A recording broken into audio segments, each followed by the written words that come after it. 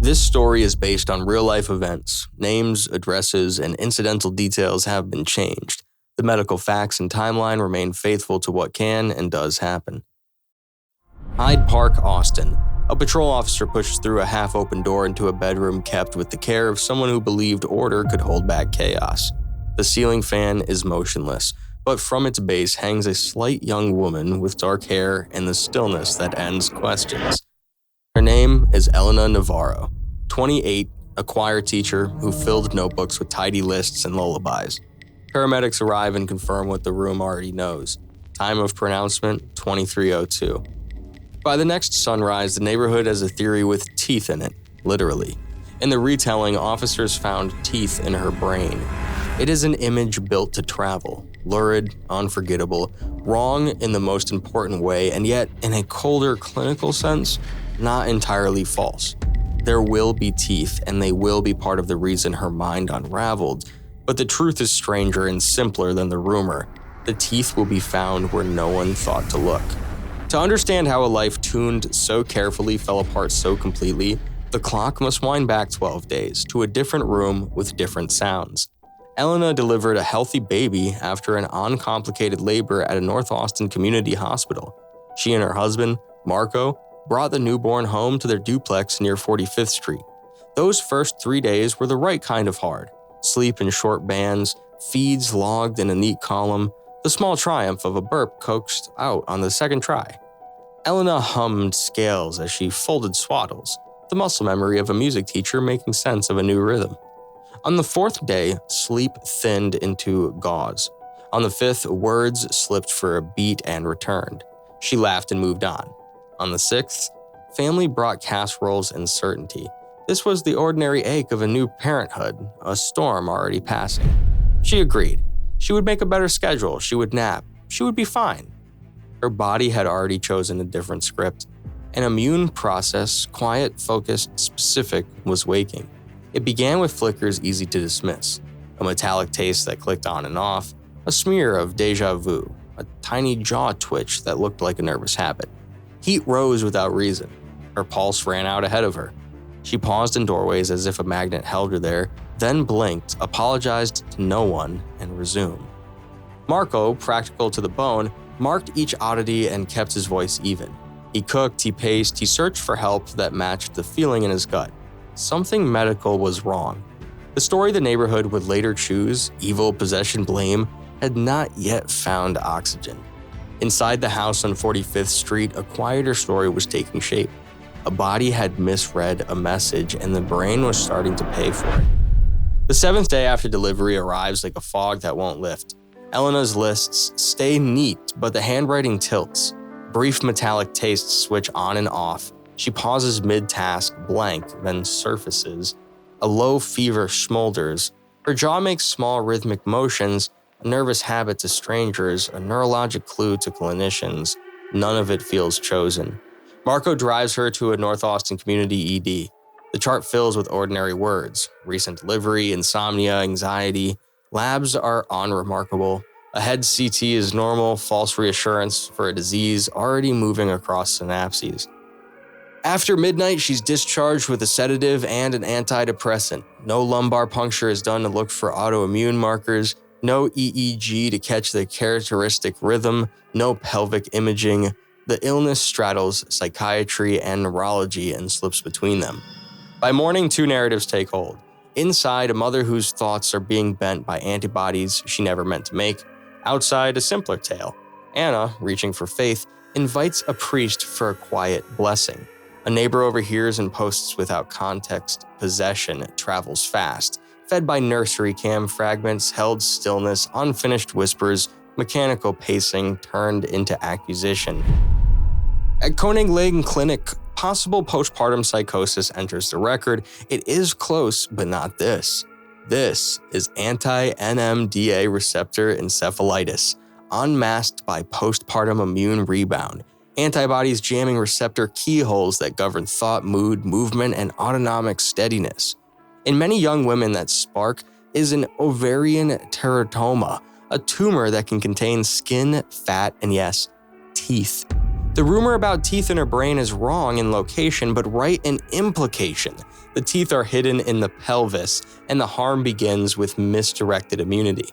She's sent home again, medicated, untreated, told to rest with a brain that cannot. Fever returns without a source. Heart rate surges and settles. Words slip and echo. Movements stutter into small, involuntary loops around the mouth and face. The illness writes itself more legibly by the hour. The question is whether anyone will read it in time. The night that divides the story arrives without ceremony. Hyde Park is quiet, the duplex is dim. Elena moves in narrow orbits, pulled by commands she cannot name. An immune process now speaks in signals her brain cannot refuse, receptors jammed, circuits misfiring, the autonomic system lurching from heat to chill. Her jaw ticks in tiny motions. Thoughts loop. Sleep tears as it lands. By pre-dawn, exhaustion has planned judgment to a splinter. The fragments that will later be misread are already here. Stillness held too long, murmurs that never assemble, the pacing of a body that has forgotten stop. There is a moment, no one can say exactly which, when certainty replaces thought. It is not a choice. It is a seizure-colored insistence in the mask of conviction. In that narrow window, a line is crossed that cannot be uncrossed. At 0531, first responders pronounce an infant dead in a room prepared for any future but this one. The scene is efficient and spare. Paperwork will call it a homicide because it has no other word. The truer words belong to a receptor and an antibody that met in the worst possible week. What follows moves on rails. Elena is evaluated, medicated, observed, and because beds are scarce and outpatient follow-ups exist, released the same day. Risk is noted. Rest is recommended. The immune fire remains unnamed. No lumbar puncture is done to look for anti-NMDA receptor antibodies. No EEG captures the slow-fast brush that often shadows this disease. No pelvic imaging hunts the ovarian tumor that can carry skin, fat, and teeth, and, by mimicry, train the immune system to attack the brain. Sedation pulls and dulls edges. It does not touch the mechanism. Outside, rumor multiplies. The phrase about teeth in her brain grows barbs. Inside, the house meets heavy silence. Marco holds a paper bag of prescriptions that promise calm but not cure. Anna prays when nouns run out. Elena apologizes to empty rooms, tries to pass tests that keep changing. None of it is theatrical. All of it is the symmetry of a disease that began in one organ and chose another as its stage. This night remains separate in the telling because it is separate in the living, the hinge on which every later sentence turns and proof that a normal scan can be a terrible kind of comfort. At the Travis County Medical Examiner's Office, the revelation lies lower, a compact mass on the right ovary. Sectioning shows fat and skin appendages. Microscopy reveals enamel and dentin, a tiny tooth cusp. The rumor said teeth in her brain. The truth? Teeth in the pelvis, antibodies in the blood. Confirmation, ED blood and post-mortem CSF go for autoimmune panels. An EEG strip shows extreme delta brush. The lab confirms anti-NMDA receptor antibodies in both. A multidisciplinary review reconstructs normal pregnancy and delivery, a postpartum week of total insomnia, metallic taste auras, abnormal orofacial movements, fevers and heart rate, BP surges, behavior that looked chosen, an ED visit with a normal CT and discharge, no lumbar puncture, no EEG, no pelvic imaging, a clinic note of possible postpartum psychosis despite neurological and autonomic signs, a death at 5:31, another at 23:02. Tumor on scene, antibody untested. Mechanism: pregnancy dampens immunity. After delivery, it rebounds. An ovarian teratoma with neuronal-like tissue can provoke antibodies that cross-react with NMDA receptors. Those receptors enable neural communication, block enough, and mood, thought, movement, and autonomic steadiness fall out of tune, abruptly, and if recognized, treatably. Systems change. The hospital sets a trigger. Postpartum psychosis with any neurological or autonomic sign initiates an autoimmune encephalitis bundle, lumbar puncture, EEG, pelvic ultrasound, emergent neurology, start immunotherapy. when suspicion is strong, and pursue surgical evaluation in parallel. Outside, the story shifts.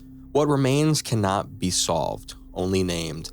Elena Navarro was undone by an immune ambush driven by a tumor she could not feel and an antibody no one measured in time. The rumor mistook horror for malice. The record holds a harder truth. A treatable illness missed where disciplines did not meet. 2 times stay in ink. The work is to make the next clock run another way. Illness can wear the mask of malice. Naming it is how we fight back. You've been watching Diagnosis Glitch, real medical mysteries told with dignity. Subscribe for the next case, and remember, when behavior turns strange and sudden, push for answers.